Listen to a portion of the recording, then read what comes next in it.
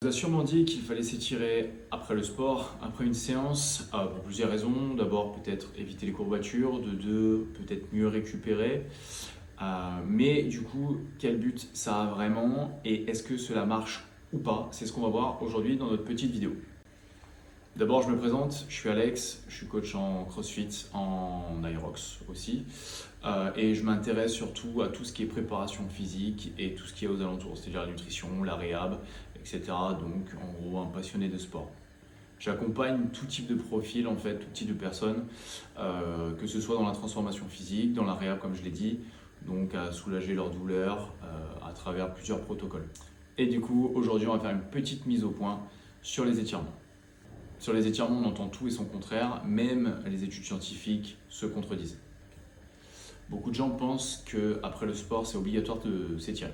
On en voit même s'étirer pendant 15-20 minutes, etc., sur des étirements prolongés, passifs, persuadés que ça va donc du coup améliorer leur récupération, soulager leurs courbatures du lendemain, voire même empêcher les blessures. Sauf que c'est pas vraiment comme ça que ça marche. La science est assez claire, les étirements faits après une séance n'empêchent pas les courbatures. Les fameuses DOMS, donc ces douleurs du lendemain, viennent de micro-lésions musculaires. Du coup, s'étirer, ça n'empêchera pas les lésions musculaires. Deuxième point, s'étirer sur un muscle fatigué, puisque l'entraînement crée la fatigue musculaire, c'est pas ouf. D'accord? Vous comprenez bien qu'étirer un muscle fatigué, c'est pas forcément ce qui va vous faire récupérer, on est bien d'accord. Ça peut même parfois accentuer la douleur, voire créer de micro-inflammations.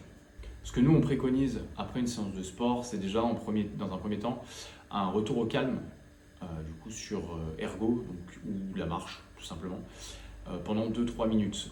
Par exemple, effectuer du vélo, du rameur pendant 2-3 minutes, mais à très basse intensité. D'accord? Ça permet de faire redescendre le taux de cortisol et de repasser un système parasympathique. La deuxième chose que l'on peut préconiser, ça va être plutôt de faire des étirements, mais pas plus de 10 à 15 secondes, d'accord? Ce qu'on veut éviter à tout prix, et c'est ce que je disais tout à l'heure, c'est des étirements de 2-3 minutes, en fait, d'accord? Sur chaque zone, donc des étirements passifs, d'accord? On peut faire de la mobilité active, d'accord? Légère, etc. Dans un troisième temps, on peut faire aussi de la respiration diaphragmatique. On essaye par exemple de s'allonger tranquillement dans un coin et de respirer, d'inspirer par le nez, en gonflant ici l'abdomen, et de respirer, de souffler ensuite par la bouche, tranquillement. Comme dans le retour au calme sur ergo, on va repasser en système parasympathique.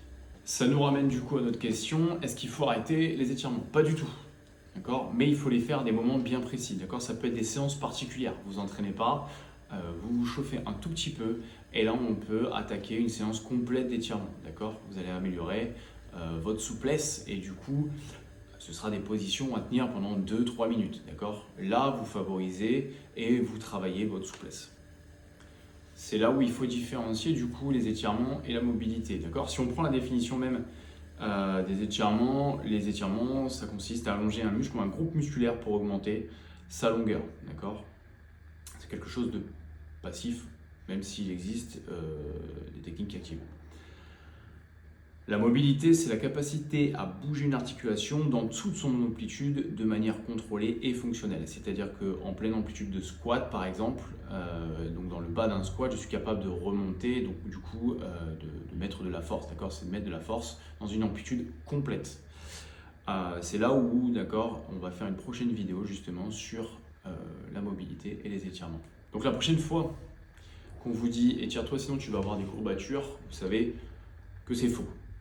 Les étirements ne préviennent pas les douleurs du lendemain. Ce qui compte, c'est du coup un bon travail de mobilité, un bon retour au calme après la séance et une respiration adaptée. Pour le vrai défi, c'est d'avoir un plan de récupération après séance ou dans les micro-macro-cycles.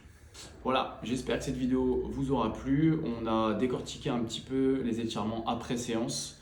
D'accord? Dans une prochaine vidéo, on verra donc le travail de mobilité versus le travail d'étirement, et dans une prochaine, les étirements avant séance. D'accord? N'hésitez pas à vous abonner, à nous lâcher un petit pouce, ça nous fera grandement évoluer. Merci à vous, à bientôt, bye bye.